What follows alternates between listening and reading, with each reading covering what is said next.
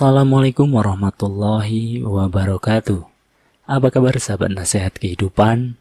Kali ini saya akan kembali lagi menceritakan kisah yang berjudul Pesan dari Mereka. Kali ini saya ingin menyajikan sebuah cerita yang dulu sempat booming di sekolah saya. Mungkin bukan hanya sekolah saya, tapi tepatnya semua sekolah di kota saya. Tentang sebuah cerita yang masih terpatri dalam ingatan saya tentang kehadiran mereka yang nyata adanya. Seperti yang saya katakan, cerita ini dulu hampir diketahui semua anak sekolah. Mungkin ada pesan yang ingin disampaikan dalam cerita ini, sehingga cerita ini sangat cepat tersebar. Pesan itu adalah, kami ada. Dan saya akan menceritakannya dari sudut pandang saya sebagai dia. Dia yang mengalami semuanya, sehingga pesan ini bisa sampai kepada kalian. Dia adalah saya. Mereka memanggil saya dengan nama Dayu. Dan dari sini, mari kita memulai peran saya sebagai Dayu. Yuh, pulang yuk, mumpung belum larut, kata teman ngaji saya, Pandu. Saya memandang ke langit dari ubin surah yang dingin. Di sana langit sudah menghitam. Dengan cepat saya bereskan peralatan belajar saya dan memasukkannya ke dalam kresek. Setelah mencari di mana sandal saya berada, dengan cekatan saya menyusul Pandu yang sudah berjalan cepat menelusuri jalan setapak persampingan sawah. Susah memang tinggal di desa pelosok. Untuk belajar pun harus pergi ke balai desa, karena hanya di sana lampu terang benderang, tidak seperti di rumah, listrik saja belum dipasang. Bukan cuma saya, namun hampir semua rumah jarang ada yang pasang karena mahalnya biaya. Namun mata saya teralihkan pada Pandu. Pandu yang berjalan semakin cepat, nyaris seperti berlari.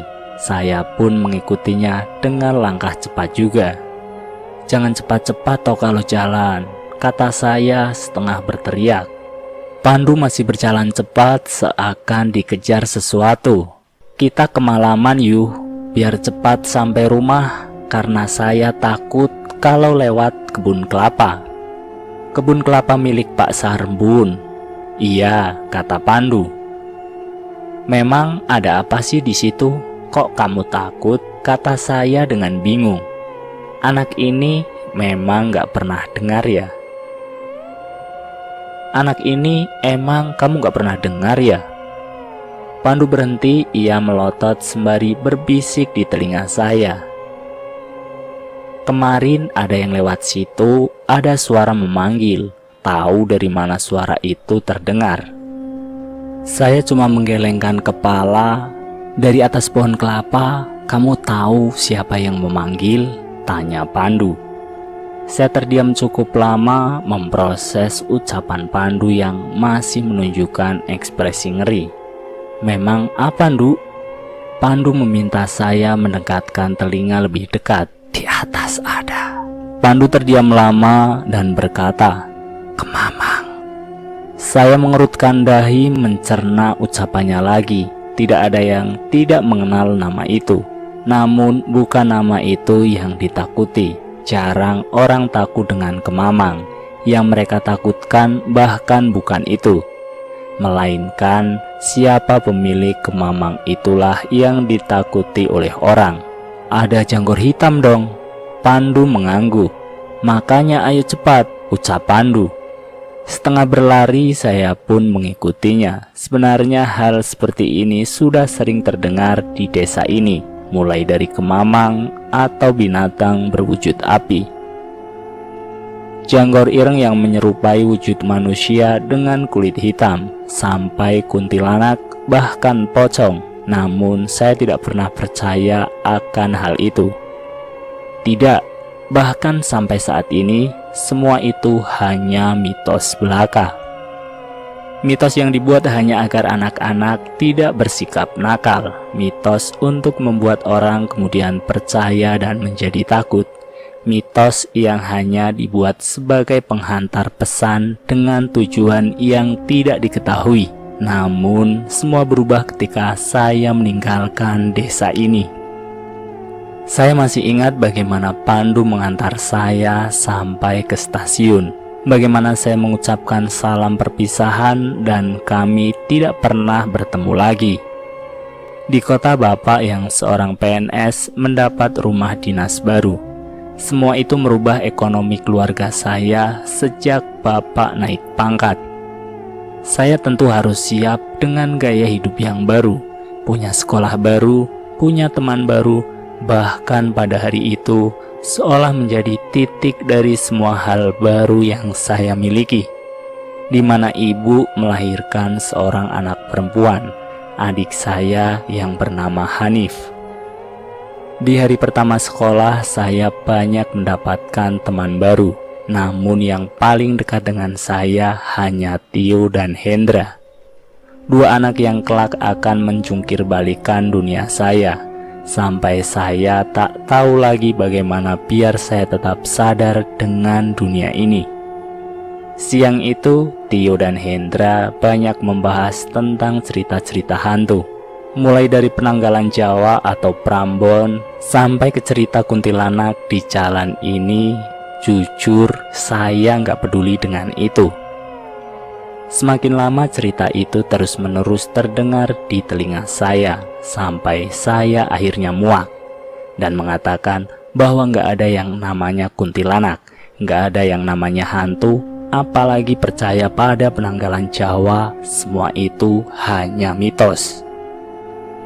Saya masih ingat Tio dan Hendra tidak terima, jadi dia menantang saya untuk membuktikannya. Saya putar pertanyaannya, bagaimana cara saya bisa membuktikannya? Entah apa yang saya pikirkan waktu itu setelah tiba-tiba Tio dan Hendra mengatakan, "Berani merjur gak?" Saya nggak paham apa itu merjur, sampai mereka mulai menceritakannya dan saya cuma mengerutkan dahi mendengarnya. Merjur adalah sebuah tindakan di mana kita memeras jeruk nipis di atas darah orang yang meninggal.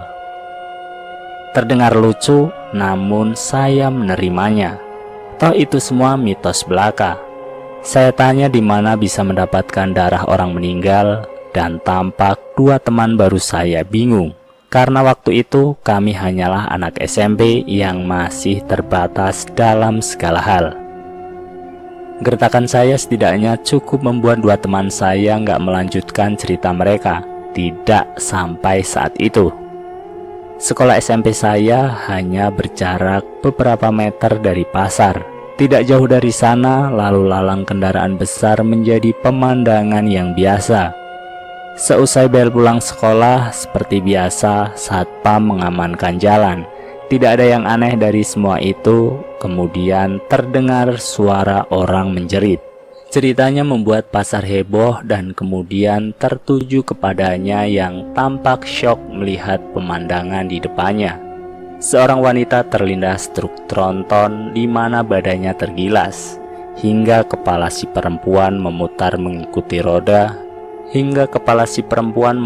mengikuti roda. Kejadian itu berlangsung sangat cepat. Namun sialnya saya melihat semuanya, melihat bagaimana wajah wanita itu. Kepalanya tersangkut di sela antara roda dan kap dalam ban. Rambutnya panjang melilit bagian bawah mobil dengan darah yang tercecer di sepanjang jalan. Saya shock, diam, dan mematung.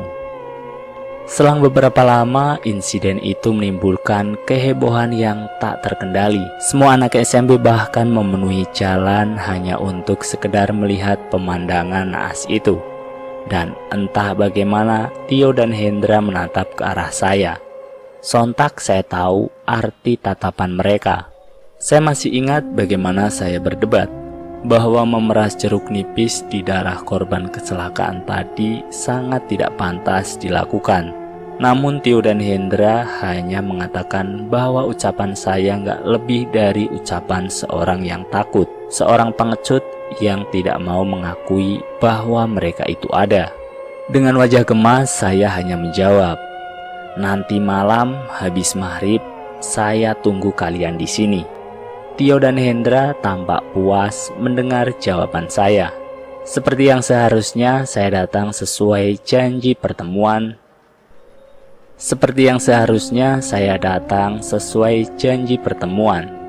Di tangan terdapat kantung kresek berisikan ceruk yang saya ambil dari dapur.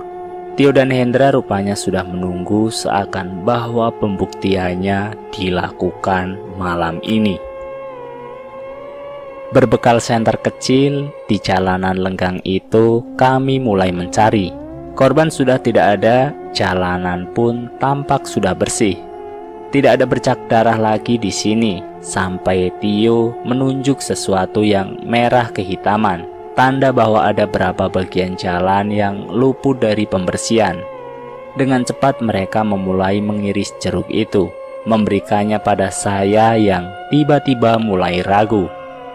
Tatapan Tio dan Hendra adalah tatapan dari teman yang tidak akan pernah saya lupakan bahkan hingga saat ini. Saya memeras potongan jeruk nipis itu, meneteskannya pada darah kering itu, yang konon mereka percayai bahwa tetesan dari jeruk itu akan membuat rasa sakit teramat sangat, sehingga mereka kelak akan mengejar siapapun yang melakukannya. Dan mulai dari sini semuanya akan dimulai. "Bu, Dayuh pulang." Rumah dinas Bapak memang rumah tua dan mungkin sudah ditinggali oleh banyak keluarga. Setiap malam teras memang dibiarkan gelap. Hanya di pintu Bapak memasang lampu kuning 5 watt. Cahaya lampu itu tidak merubah banyak hal. Saya masih mengetuk pintu, berusaha memanggil ibu. Mungkin ibu sedang di kamar dengan Hanif, adik kecil saya yang masih sangat butuh perhatiannya. Tiba-tiba sekelebat saya merasa ada sosok yang melihat saya dari kebun di samping pohon mangga. Sontak rasa penasaran itu pun perlahan muncul. Dengan perlahan saya turun dari anak tangga rumah saya yang memang tinggi, maklum rumah tua. Saya berdiri tepat di depan rumah, menatap jauh ke sebuah pohon mangga besar yang usianya mungkin puluhan tahun. Saya yakin sekelebat ada seseorang yang mengintip dari balik pohon itu. Tidak mungkin bila itu adalah tetangga, apalagi tamu. Jadi siapa kalau bukan orang yang mungkin berniat jahat? "Mbak," kata saya, entah bagaimana kalimat itu yang pertama kali meluncur. Seakan dari sekelebat pemandangan itu, saya yakin yang mengintip adalah sosok perempuan. "Mbak," lagi-lagi saya masih memanggil. Karena tidak ada jawaban, maka saya mendekatinya. Saya berusaha memutar sehingga bisa melihat keseluruhan apa yang ada di balik pohon itu. Dan benar saja ada seseorang di sana. Ia membelakangi saya, terlihat rambut panjang lengkap dengan gaun putihnya. Saya nggak pernah berpikiran aneh-aneh, yang jelas saya yakin itu orang entah mau apa. Berdiri di bawah pohon mangga di depan rumah saya. "Mbak," masih berusaha saya panggil, namun ia hanya diam mematung, seakan tidak mendengar panggilan saya si pemilik rumah. Namun gak bisa saya pungkiri bahwa kecurigaan selalu ada, dan entah perasaan berdebar macam apa di mana saya ditempatkan di posisi yang seakan saya terancam oleh sesuatu yang gak saya pahami. Namun situasi itu berlangsung sangat cepat, terutama saat saya terperanjat ketika seseorang mencengkeram bahu dan memutar saya untuk bisa melihat siapa yang melakukan itu. Saya bisa melihat wajahnya yang memendam marah. "Dari mana kok baru pulang?" Mak menggendong Hanif yang entah bagaimana ia belum juga tidur padahal hari sudah selarut ini. Meski ada tatapan kecurigaan di sana, namun akhirnya beliau percaya. Sejenak ibu menguapkan amarahnya menyuruh saya agar membasuh kaki sebelum pergi tidur. Saya berbalik untuk melihat sosok asing itu dan lenyap. Satu yang gak akan saya lupakan adalah ucapan ibu malam itu. "Loh, anakku Hanif kok sudah gak nangis lagi? Padahal tadi kan nangis terus loh." Tatapan Hanif tertuju pada pohon mangga itu. "Kamu sudah sholat belum?" "Sholat dulu, baru tidur," kata emak setelah ia menutup pintu rumah. "Iya bu." Meski malas, saya menuju kamar mandi, berwudu, kemudian masuk dalam kamar. Lampu sudah dimatikan, saya menghempas sajadah dan bersiap menunaikan kewajiban saya. Sampai deritan almari selalu membuyarkan niat sholat saya. Saya batalkan dan mengganjalkan dengan kursi. Namun suara deritan itu terdengar lagi, dan lagi. Membuat saya merasa tidak sendiri. Suasana malam itu terasa asing. Saya biasa membiarkan lampu dimatikan. Namun untuk kali ini seperti itu menjadi hal yang mengganggu.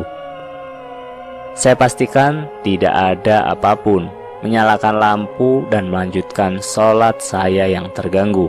Namun baru mengucap basmalah, lampu tiba-tiba mati. Meski matinya lampu membuat saya terkejut, namun saya memaksakan melanjutkan sholat dan terlihat bayangan seseorang melewati jendela kamar saya. Saya terhentak untuk sesaat, memejamkan mata dan tetap memanjatkan bacaan sholat.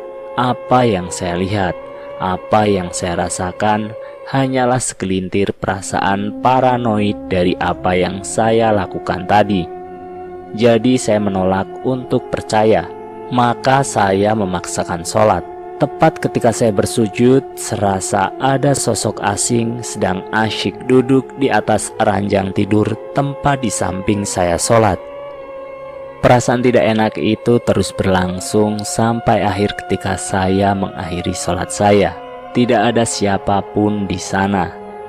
Hanya saya sendiri yang masih tidak habis pikir, bagaimana bisa saya separanoid ini. Puncak kegelisahan ini adalah ketika terbangun dari tidur, di mana hari masih sangat gelap. Karena haus, saya pergi ke dapur untuk sekedar menghilangkan dahaga. Manakala saya melangkah keluar dari kamar, saya bisa mendengar suara Hanif yang tengah tertawa. Kenapa ia masih belum tidur? Suaranya terdengar dari ruang tengah. Kamar ibu dan bapak tepat di samping ruang tengah. Saya mencoba meyakinkan bahwa ibu dan Hanif masih sama-sama terjaga. Mungkin inilah susahnya merawat bayi mungil yang masih membutuhkan perhatian lebih. Namun semakin lama suara Hanif semakin tipis, seakan ia dibawa menjauh dari tempat saya berdiri. Saya pun pergi untuk mengecek apa yang terjadi.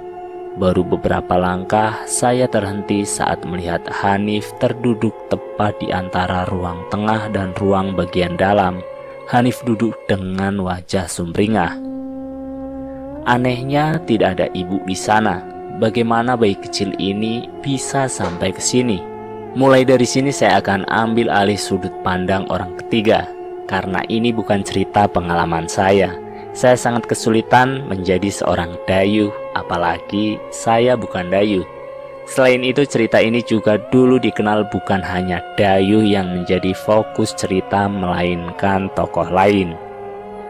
Jadi, mari kita mulai ceritanya. "Serius, kamu gak ada kejadian yang aneh-aneh waktu di rumahmu?" tanya Hendra, tatapnya menyelidik. Dayuh hanya mengangguk, "Gak ada." Tio dan Hendra tampak tidak puas, namun apa yang bisa mereka lakukan bila memang Dayuh tidak percaya dengan hal semacam itu?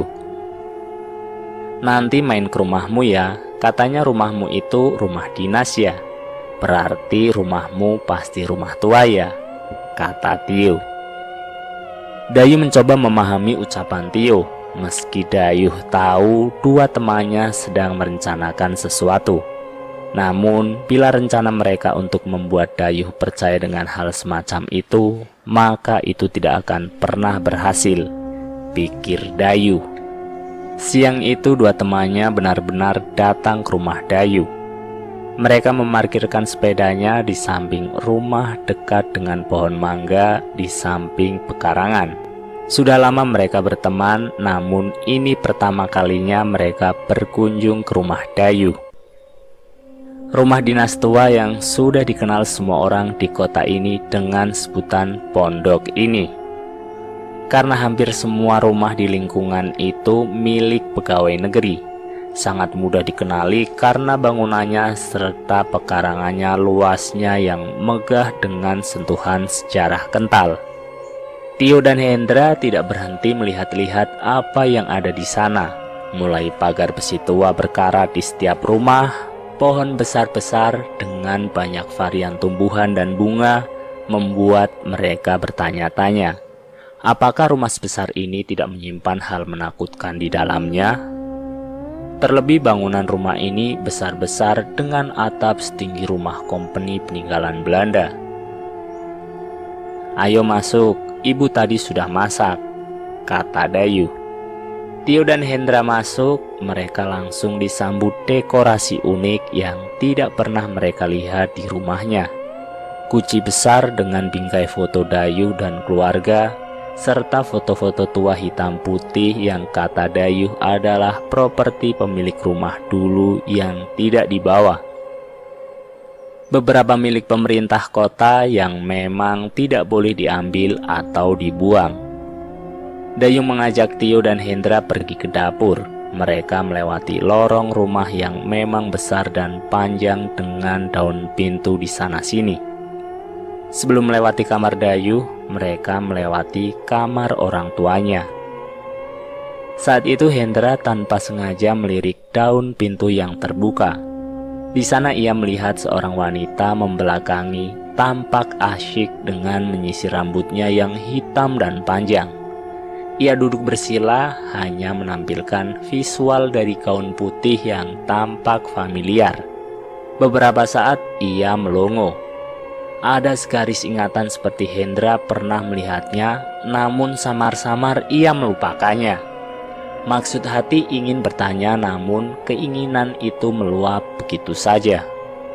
Di dapur mereka melahap sambal tomat dengan jeruk nipis. Berlaukan tahu dan tempe cukup menghilangkan lapar mereka. "Ibumu kemana, Yuh?" tanya Tio. "Paling di rumah tetangga, sebentar lagi juga akan pulang." "Yuh, kok nggak ada yang bilang kalau kamu punya kakak perempuan?" tanya Hendra. Dayu terdiam sebelum mencoba mencerna kalimat Hendra. Sebelum mengatakan, "Saya tidak punya kakak kok, kan aku anak pertama." "Lah, terus yang di kamar depan siapa?" "PRT kamu." "Bibi." Dayu menggeleng. "Di sini aku tinggal sama ayah, ibu, dan Hanif." "Kamar depan mana?" "Yang kamar depan itu loh," Hendra memberitahu. "Itu kamar orang tuaku." Ucapan Hendra membuat Dayu kebingungan. Bila itu yang Hendra inginkan membuat takut dirinya, dengan hal semacam itu tidak akan menggoyahkan Dayu. Maka saat itu juga Dayu mengajak Hendra dan Tio memeriksanya. Ketika sampai di kamar orang tua Dayu, Dayu membuka pintu. Perlahan ketika pintu berderi terbuka, mereka melihat sesiapa yang dimaksud Hendra tadi. Kosong, tidak ada siapapun di sana, hanya kamar berisikan ranjang yang ditutup tirai. Dengan daun jendela terbuka, selain itu tidak ada apapun kecuali perabotan yang umumnya ada di dalam kamar. "Jangan begitu, Ta. Kalau bercanda jangan keterlaluan," kata Dayu. Mencoba menyampaikan ketidaksukaannya dengan apa yang Hendra katakan, Hendra hanya diam. Sesekali ia melirik Tio yang sepertinya percaya dengan ucapannya. Namun karena Dayu sudah membuktikan ucapannya, membuat Hendra tidak berkutik. Siang itu, mereka kemudian masuk ke dalam kamar Dayu, mencoba melupakan apa yang baru saja terjadi. Sesaat setelah mereka masuk ke dalam kamar Dayu, Tio dan Hendra berpandangan lagi, menatap satu sama lain sebelum mengatakannya. "Berani sekali kamu, Yuh. Apa nggak salah penempatan ranjangmu ini?" ucap Tio. "Maksudmu?" kata Dayu dengan penasaran. "Ini tempat tidurmu, kepalanya kok di utara, kakinya di selatan. Sudah seperti orang yang mau dikuburkan saja. Apa nggak takut didatangi setan?" Hendra dan Tio benar-benar sudah tidak bisa mengatakan apapun. Dayu benar-benar Dayu. Seperti namanya, ia lebih keras dari batu kali. Umumnya di Jawa, terutama Jawa Timur, menghindari posisi tidur untuk tidak menyerupai jenazah, di mana posisi itu dapat mendatangkan kesialan yang mungkin ikut datang. Selain itu, posisi tersebut dianggap tidak lazim karena dipercaya memanggil mereka yang sudah meninggal. Sepanjang siang mereka mengobrol ke sana kemari, sembari bercerita apapun, sampai tiba-tiba Tio tercetus sebuah ide untuk memainkan sebuah permainan yang dulu menjadi semacam euforia menguji mental anak seumuran mereka. Jelangkung pensil, begitulah anak-anak dulu memanggilnya. Meski awalnya menolak, Dayu tidak bisa membuat kedua temannya menghentikan permainan konyol itu. Bahkan sebegitu terkenalnya permainan itu sampai Dayu tahu cara memainkannya yang nyaris seperti bagaimana jelangkung dimainkan, meski dengan beberapa media yang berbeda. Hendra sudah selesai menulis huruf abjad A sampai Z, menuliskan angka 0 sampai 9, dan terakhir dengan sentuhan gambar titik awal pensil diletakkan di media kertas. Tio memastikan pintu dan jendela ditutup, sementara Dayu memperhatikan kedua temannya seantusias itu dengan hal ini lagi. Hendra memanggil Dayu dan Tio, meminta mereka memindahkan pensil dari satu tangan ke tangan yang lain. Di sana mereka diminta membaca salah satu kalimat yang tentu banyak dikenal oleh orang, memanggil mereka yang ada di sekitar kamar itu. "Jelangkung, jelangset. Di sini ada pesta, pesta kecil-kecilan. Jelangkung, jelangset. Di sini ada pesta, pesta kecil-kecilan. Datang tak dijemput, pulang tak diantar. Jelangkung, jelangset." Meski mengganggu, Dayu merasakan ada sentuhan mistis di saat ia mengucapkan itu. Seperti intensitas seakan di dalam kamar itu tidak lagi hanya ada mereka bertiga. Anehnya, pensil berhenti tepat di tangan Hendra, sehingga Dayu dan Tio lah yang berhak mengajukan pertanyaan pada Hendra. Di sana ia akan berpura-pura menjadi tangan kanan dari mereka yang bersedia. "Ayo silahkan bertanya," kata Hendra yang sudah menempelkan pensil pada media kertas itu. Peraturannya adalah Hendra tidak boleh mengangkat pensil itu dari permukaan kertas. Ia hanya boleh menggores kertas itu dengan coretan dan membentuk kalimat yang dipertanyakan. Meski Dayu merasa Hendra berpura-pura bermain seakan benar-benar digerakkan oleh kekuatan tak terlihat, namun cara Hendra memainkan perannya benar-benar luar biasa. Tangannya gemetar seakan menunggu pertanyaan.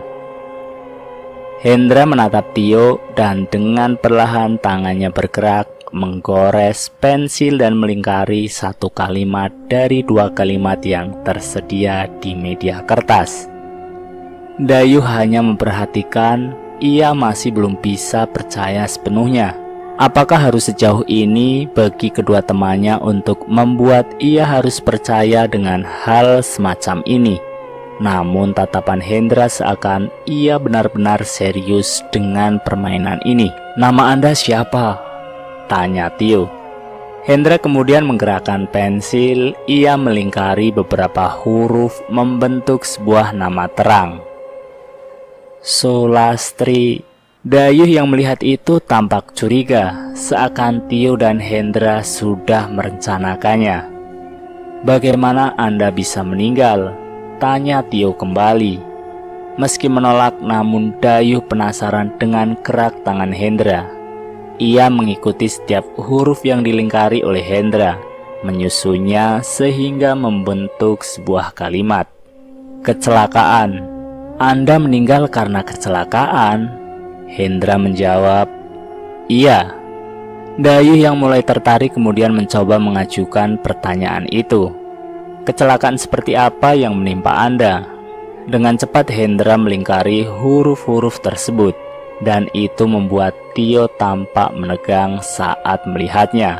Anehnya, ekspresi Hendra yang awalnya tenang tiba-tiba menjadi pucat pasi, seakan ia tidak tahu apa yang terjadi. Digilas sebuah truk. Dalam sesaat serangan rasa sakit di kepala Dayuh tiba-tiba terasa, seakan ia salah membaca kalimat itu. Sontak Tio langsung menghentikan permainan dengan menghempaskan pensil itu dari tangan Hendra sembari berujar dengan nada marah, "Caramu bercanda keterlaluan."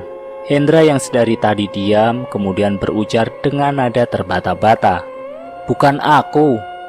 Siang itu diakhiri dengan Dayuh yang tiba-tiba menjadi diam, seakan apa yang baru saja ia lalui tampak nyata meski Tio sudah menjelaskan awalnya itu hanya permainan iseng belaka. Ada kejadian menarik saat Dayuh membuka jendela dari rumah tetangganya. Ia melihat ada yang mengintip dari balik sebuah tirai di jendela, seakan ia menunggu momen ketika Dayuh mempergokinya sebelum sosok itu lenyap kembali dari balik tirai itu. Malam tiba lebih cepat. Dayuh mengurung diri di dalam kamar. Ia masih kepikiran permainan teman-temannya. Meski akhirnya mereka mengaku hanya iseng belaka, namun nama dan bagaimana pertanyaan Dayuh seakan improv dari Hendra.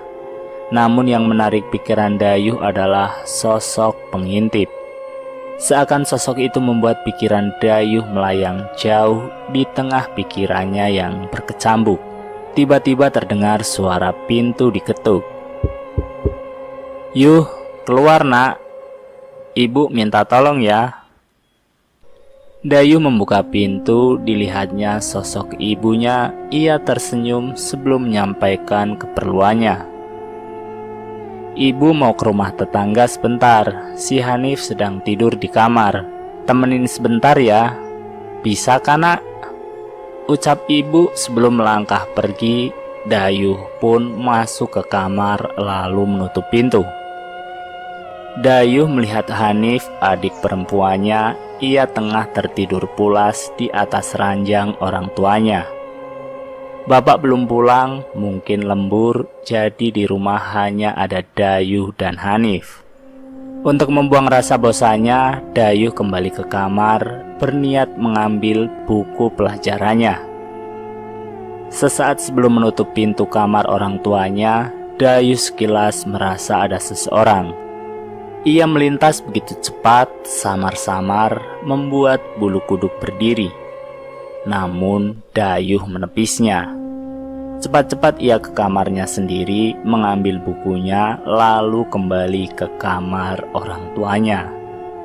Namun aneh, manakala Dayuh menyentuh handle pintu kamar orang tuanya yang seharusnya tidak terkunci, tiba-tiba terkunci sendiri. Seakan ada yang sengaja mengunci kamar orang tuanya. Bu, sudah pulang?" teriak Dayuh berharap ibunya lah yang sudah mengunci pintunya. Namun hening, tidak ada jawaban apapun dari dalam kamar. Dayuh masih mengetuk pintu, lalu ia kaget. Hanif sedang tidur, maka satu-satunya yang Dayuh pikirkan adalah jendela kamar ibu. Meski terakhir Dayuh melihatnya tertutup, mungkin ia bisa melihat apa yang sebenarnya terjadi. Dayuh keluar, ia harus memutar untuk sampai di jendela kamar ibu yang tepat di samping petilasan rumah tetangganya. Gelap sekali karena lokasinya yang dipenuhi tumbuhan serta pohon besar. Tidak ada cahaya yang cukup untuk menyinari tempat itu. Dayuh mulai memanjat. Ia mencari pijakan kuat untuk kakinya. Sembari menahan keseimbangan, Dayuh mencengkeram jendela kayu di antara sela tempat angin masuk. Di sana Dayuh bisa melihat isi kamar ibu. Meski tertutup tirai bening, Dayuh masih dapat melihatnya dengan jelas. Ia melihat Hanif. Hanif terbangun. Ia tertawa layaknya bayi kecil yang sedang dikudang atau dihibur. Tangan Hanif berusaha entah meraih apa. Suara cekikikan Hanif membuat Dayuh bingung. Sementara di tempat lain, Dayuh tidak melihat satupun orang lain di sana. Sampai sudut mata Dayuh melihatnya. Di meja rias milik ibu ada sebuah cermin. Di sana dari pantulan cermin tepat di depan Dayuh ada sosok yang berdiri. Seorang perempuan dengan gaun putih berdiri melihat Hanif. Wajahnya tertutup rambut panjangnya. Ia hanya berdiri di sana sebelum kepalanya berputar 180 derajat. Hal itu membuat Dayuh tersentak sebelum kehilangan keseimbangannya. Ia jatuh terjerembab seakan tidak percaya atas apa yang ia lihat. Sontak Dayuh langsung berlari. Ia harus masuk ke kamar. Firasatnya tidak enak dengan adiknya. Tetapi belum masuk ke rumah, Dayuh melihat ibu. "Kamu dari mana, Yuh? Kan emak suruh jaga Hanif." Tanya emak, wajahnya bingung. "Hanif, mak, ada orang di kamar Hanif," kata Dayuh. Ucapan Dayuh membuat emak panik. Mereka langsung menuju ke kamar.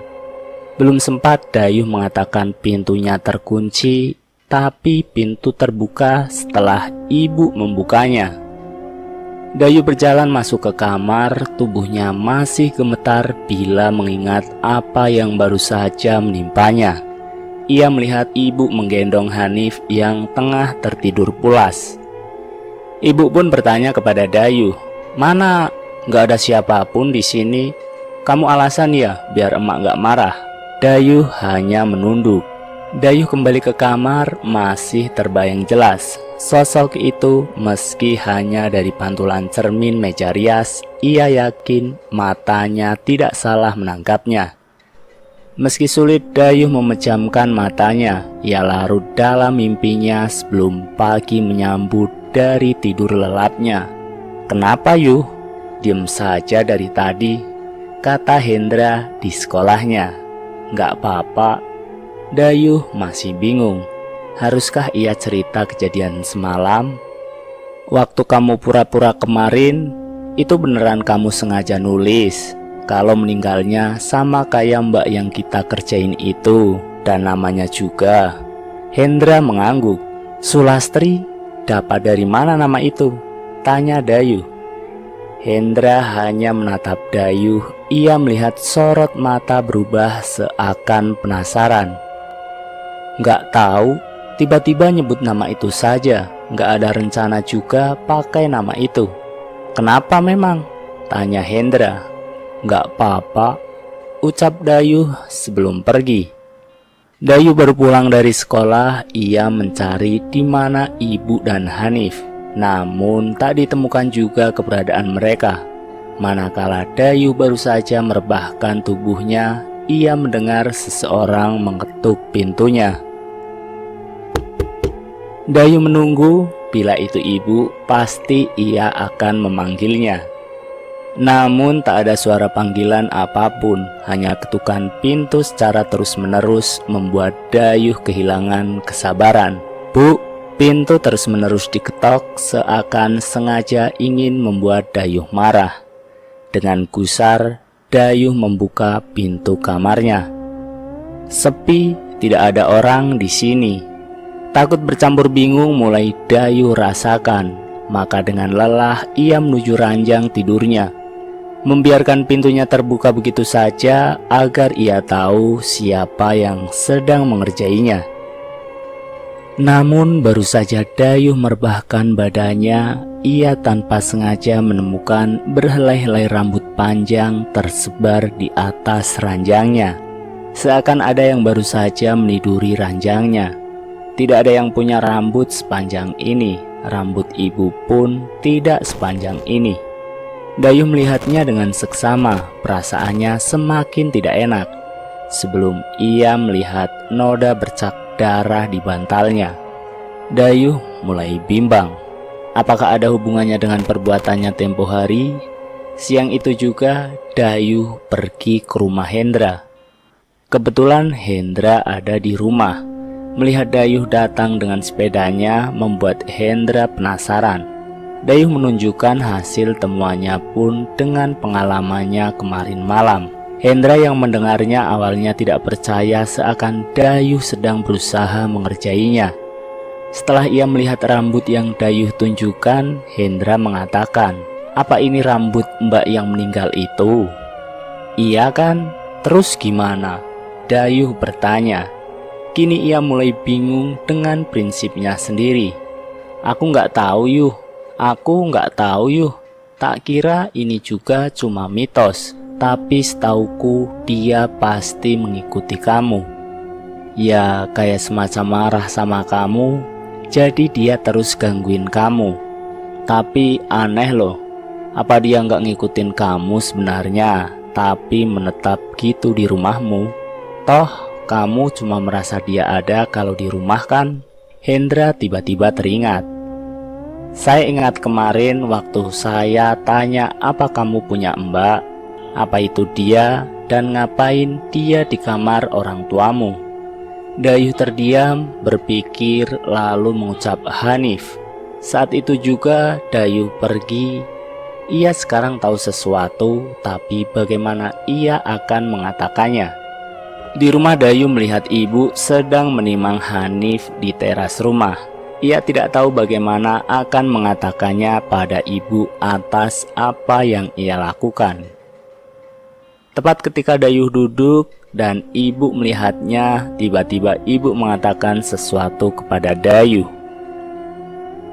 "Adikmu ini tiap tak bawa ke rumah tetangga selalu nangis, tapi begitu di rumah nggak nangis lagi." Dayuh yang mendengarnya tidak tahu harus berkomentar apa, sampai seorang datang dan bertamu di rumahnya. Rupanya tetangga tempat ibu biasa datang kini gantian berkunjung ke rumah Dayuh. Ibu langsung menyambutnya, mengenalkannya kepada Dayuh. Ia adalah seorang wanita parubaya pensiunan yang sudah lama tinggal di samping rumah Dayuh. Selama ini beliau lebih sering menghabiskan waktu di rumah karena masalah kakinya yang sudah tidak sanggup berjalan jauh. Namun hari ini ia sengaja datang karena ibu yang mengundangnya. "Ini yang namanya Dayuh. Saya sering lihat kamu loh nak. Sebenarnya ingin tak sapa. Tapi takut kamu kan tidak kenal sama Bude." Wanita itu ramah, wajahnya keibuan. Ia duduk di samping Dayuh sebelum ibu pergi ke dapur untuk mengambilkan minum. Saat tinggal mereka berdua, Dayuh merasa sungkan. Sekarang ia yakin sosok yang melihatnya tempo hari dari jendelanya pasti adalah dia. Tetapi Dayuh tidak ingin membicarakan itu sebelum, "Kamu takut sama Mbak Lastri yang sekarang mendiami kamarmu?" Kaget, Dayuh tampak terkejut mendengarnya. "Siapa Bude?" "Mbak Lastri." "Siapa Bude?" "Mbak Lastri," kata wanita itu sembari tersenyum tulus. "Siapa Mbak Lastri?" tanya Dayuh. Harusnya Bude yang tanya, kok bisa dia jauh-jauh cuma ingin nyamperin kamu. Obrolan mereka terputus manakala ibu muncul, membuat Dayuh bertanya-tanya siapa wanita ini dan apa maksud ucapannya. Wanita itu menghabiskan sepanjang siang mengobrol dengan ibu. Sesekali ia tampak gemas melihat Hanif. Namun ada sorot mata di mana terkadang si wanita itu mencuri pandang pada Dayu. Seakan ucapannya berhasil membuatnya kebingungan. "Kalau ada waktu, main lagi ya," kata si wanita kepada ibu. Kemudian ia melihat Dayuh yang dari tadi hanya diam saja. Dayuh juga, "Kalau mau main ke rumah Bude, main saja." Mungkin Dayuh mau tanya-tanya sesuatu. Rumah Bude terbuka lebar untuk Dayuh ya. Si wanita itu pergi. Bingung saat matahari sudah terbenam, Dayuh termenung menatap rumah Bude. Apa iya untuk tahu ia harus ke sana? Namun ucapannya siang tadi sudah cukup membuat Dayuh paranoid dengan kamarnya sendiri. Mbak Lastri, Dayuh mengulang nama itu. Tengah malam, Dayuh terbangun. Ia terkaget mendengar suara Hanif. Dengan mimik wajah pucat, Dayuh mencoba memasang telinganya. Benar, itu Hanif. Suara tawa cekikikannya terdengar dari luar kamar. Dengan pelan, Dayuh melangkah keluar untuk memeriksanya. Baru saja Dayuh membuka pintu, sebuah bayangan di ruang tamu terlihat. Sosok yang tengah warawiri seperti tengah menimang bayi. Selain itu, sunyi sepi suasana itu mendukung, membuat Dayuh mudah mendengar suara Hanif yang tengah tertawa. Selain itu, ada suara lain, suaranya lirih sekali. Dayuh melihat sosok bertelanjang kaki membelakanginya dan sedang menimang-nimang Hanif. Namun tepat ketika Dayuh mengamatinya, sosok itu berhenti bergerak. Ia kemudian membungkuk perlahan, menurunkan Hanif, lalu kembali berdiri dengan tetap membelakangi Dayuh yang penasaran. Dari balik sosok itu, Hanif merangkak mendekati Dayuh. Suaranya beriak. Dayuh langsung menyambutnya sebelum sosok itu lenyap, hilang begitu saja. Aroma Hanif berbeda, bukan aroma bedak bayi yang biasa ibu berikan, melainkan aroma bangkai dari darah yang bercampur aduk dengan bebauan anyir yang memuakan. Bapak dan ibu keluar, wajahnya kaget melihat Dayuh yang terduduk dengan wajah pucat pasi. "Kamu kenapa, Yuh?" tanya bapak. Di belakang ibu, Dayuh melihat sosok dari wanita yang ia lihat terkilas remuk di dalam truk, tengah melihatnya tersenyum ke arahnya sebelum melangkah pergi. Sepulang dari sekolah, Dayuh berhenti di depan sebuah rumah. Dari luar, ia masih ragu. Namun tekad yang sudah Dayuh kumpulkan sejak tadi kini menyeruak seakan ia memang harus menemui wanita yang akrab ia panggil Bude. Benar saja, baru saja dibicarakan, Bude keluar menyambutnya. "Saya ambilkan minum dulu ya, pasti banyak yang mau kamu ceritakan," kata Bude sambil melangkah masuk ke dalam. Dayuh melihat rumah Bude yang berbeda dari perkiraannya. Ada banyak sekali foto terpampang di sana. Namun dari sekian banyak benda yang ada di sini, Dayuh lebih tertarik terhadap mesin jahit yang ada di depannya. Mungkin setelah pensiun, Bude membuka usaha jahit ini. Tidak ada yang spesial selain itu. Sampai akhirnya Bude keluar dengan membawa 2 gelas teh dan beberapa kaleng kue. "Mau cerita dari mana dulu? Bude siap dengarkan kok," kata Bude. "Saya mau cerita tentang Mbak Lastri, Bude." Wajah Bude tampak tertarik, seakan ia mendengarkan dengan serius. Meski ada ekspresi geli di wajahnya, seakan itu bukan hal yang mengejutkan. Bude langsung mengatakannya. "Kamu apakan dia? Kok bisa sampai mengikuti kamu?" "Mengikuti bagaimana, Bude?" tanya Dayuh. "Itu, dia sekarang berdiri di belakang kamu." ucap Bude sembari menunjuk Dayuh yang tengah duduk di sofa. Saya cuma bercanda kok, kata Bude lagi mencoba mencairkan suasana. Dayuh sudah tidak bisa bicara apa-apa lagi. Jadi kenakalan macam apa yang sudah kamu lakukan sama Mbak Lastri ini? Sampai ia tidak ikhlas untuk pergi dan malah mengikuti Hanif. Dayuh pun menceritakan semuanya, mulai dari kronologi kecelakaan sampai malam ketika ia melakukan tindakan gegabah itu hanya karena termakan ucapan teman-temannya. Dayuh mau ngomong sama Mbak Lastri, tanya Bude dengan tiba-tiba. Bagaimana caranya, Bude? Bisa, kita cari makamnya. Tapi sebelum itu, Dayuh minta maaf dulu ya. Biar saya panggil dulu. Bude masih duduk. Ia menatap Dayuh sebelum perlahan Bude membuka kacamata beliau. Ia meletakkannya kemudian tertidur. Dayuh tidak tahu apa yang terjadi selanjutnya, karena Bude tertidur pulas di hadapan Dayuh seakan-akan ia tiba-tiba lenyap begitu saja. Sebelum Bude terbangun kemudian menangis.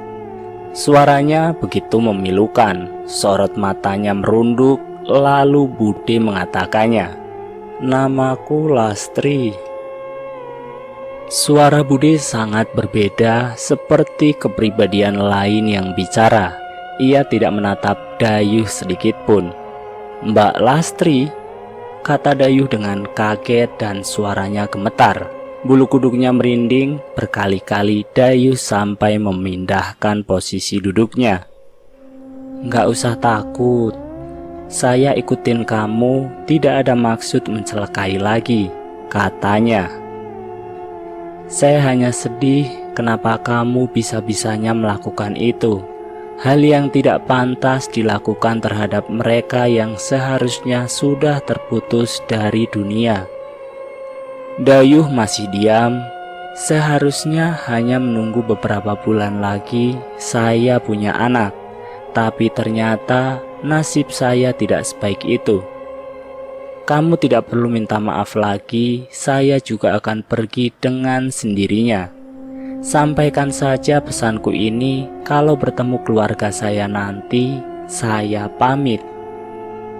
Bude kembali tidur. Sesaat setelah Bude terbangun, ia melihat Dayuh tampak syok. Tidak banyak yang dibicarakan setelah itu. Namun Bude mengatakannya, "Anak saya sudah tahu di mana almarhumah dikuburkan. Besok ajak temanmu ikut. Kita minta maaf sama-sama, sementara biarkan beliau melihat adikmu. Jadikan pelajaran saja, tidak etis memperlakukan seorang yang sudah meninggal dengan melakukan hal semacam itu. Mereka sudah terputus dari tugas di dunia. Mereka masih pantas dihormati oleh yang masih hidup. Kasih tahu temanmu juga kalau mereka ingin melihat pocong, suruh nemuin Bude. Nanti tak tunjukin di mana bisa lihat pocong. Biar temanmu nggak cari-cari lagi makhluk seperti itu. Paham ya Dayuh?" Dayuh pergi pulang. Ia seakan tahu siapa sosok yang ia lihat itu. Mungkin sosok menyerupai Hanif adalah janin yang seharusnya lahir dari rahim Mbak Lastri. Namun ia gagal lahir ke dunia, dan parahnya Dayuh malah menabur garam di luka Mbak Lastri. Keesokan harinya Dayuh mengajak Hendra dan Tio menemui Bude, dan mereka pergi ke makam. Cerita ini dulu sempat menjadi perdebatan. Ada yang bilang ini pengalaman anak SMP A, ada yang bilang ini pengalaman anak SMP B. Namun dari mana sumber cerita ini berasal, ada pelajaran yang bisa dipetik. Bahwasanya penting bagi kita untuk memperlakukan mereka yang sudah meninggal dengan cara yang terhormat, tanpa harus melakukan hal-hal yang bisa mendatangkan karma dan sejenisnya. Saya berharap kita tetap mengutamakan kebijakan serta kebajikan dalam menyikapi segala peristiwa di sekeliling kita. Akhir cerita ini saya mau mengucapkan banyak-banyak minta maaf jika ada salah-salah kata atau pengucapan. Dan terima kasih untuk para sobat nasihat kehidupan yang sudah setia mengikuti video-video kami. Semoga video ini bermanfaat untuk kita semua. Jangan lupa tekan tombol like, share, dan komen. Tekan subscribe untuk mengikuti video kami selanjutnya ya. Wassalamualaikum warahmatullahi wabarakatuh.